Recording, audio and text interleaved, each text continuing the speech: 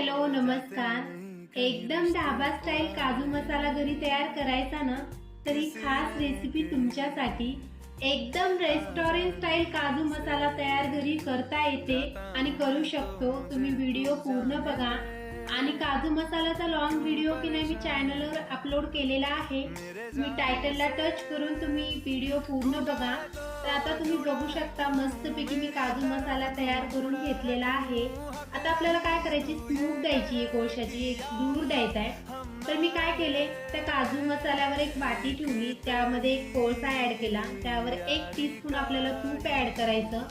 त्यांनी काय होईल की आपल्या काजू मसाल्याला की नाही एकदम रेस्टॉरंट स्टाईल की नाही एकदम छान असा सुगंध येईल, वास येईल।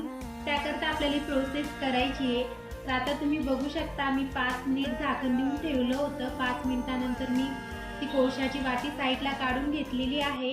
किती मस्त आपल्या काजू मसाल्याला एकदम रेस्टॉरंट स्टाईल कलर आलेला आहे ना, कलरच नाही एकदम रेस्टॉरंट स्टाईलच झाली आहे।